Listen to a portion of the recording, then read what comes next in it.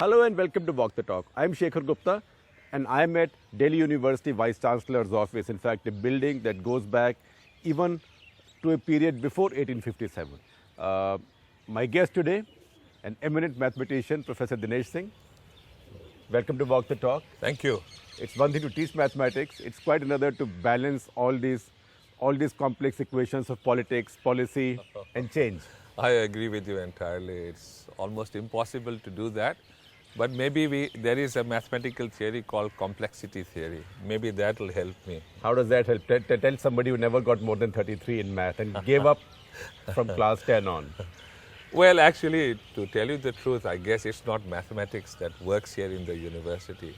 It's really about administering a large institution in which there are all kinds of pulls, pressures, needs, requirements.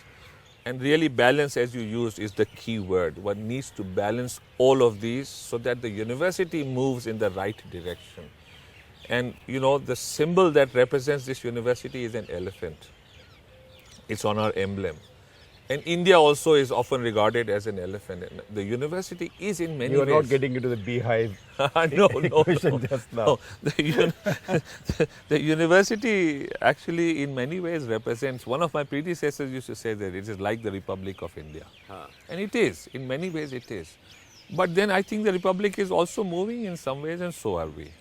So how does your 4-year course enhance that? 3 to 4. Let's come to brass tacks. That's a very pertinent question.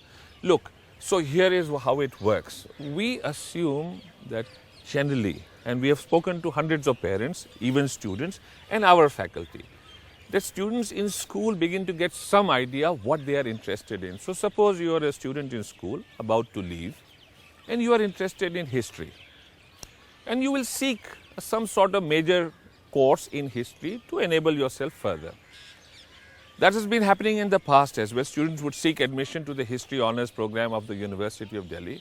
A small number would get that, others would be shunted into the BA Pass program, and there they are deprived this major exposure to history. Now, in this 4-year program, every student has a much larger chance of getting an honours degree in the subject in which he or she has displayed interest and ability at the school level.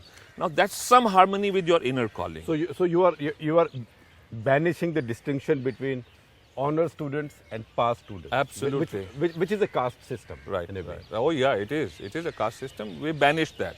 Now you have to perform and earn your honours degree. Everyone has an even chance. That's the first thing. 2, you've chosen history. But you know, along the way, is it only history that will enable your inner calling to be manifested in the real world? There could be other things. How do we ensure that? So, in addition to what you have chosen as your honours discipline at the college entry level, you will be exposed to a set of foundation courses. 11 of them. 11, but not all together. They kick in the first and second years.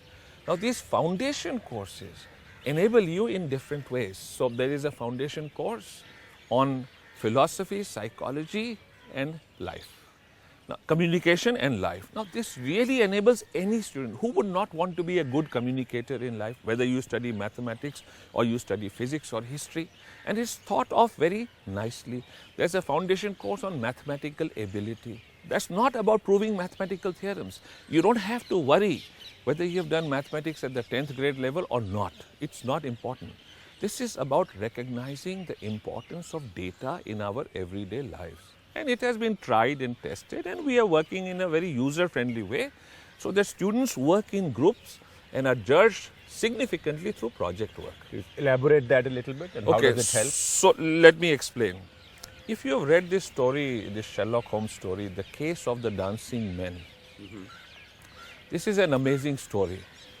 There is this person who consults Sherlock Holmes, and he says, look, every morning I wake up and I find a bunch of handwritten pieces of paper on which there are dancing figures inscribed and nothing else. And each day I find a different set of figures there. And I can't make head or tail of it. And he goes to Holmes. And Holmes says, you leave the papers with me and I'll take a look. And a few days later, Holmes cracks the case. What does he do? Holmes figures that these are messages. They are encrypted in code. So how does he crack them? Here, I read this story in the 9th grade, and that's when I first understood what data means. That's where I learned that the letter E in the English language is the most frequently used letter for words. Right. So Holmes looks at that dancing figure which occurs most often in the messages, and he puts that down as E. Then he looks for 2-letter words and 3-letter words and begins to figure out other letters, and similarly he then decrypts the whole message.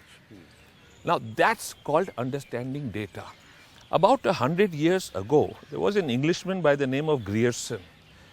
He came to India and he surveyed large tracts of land in North India, and he recognized how language changes, and the data he produced was amazing.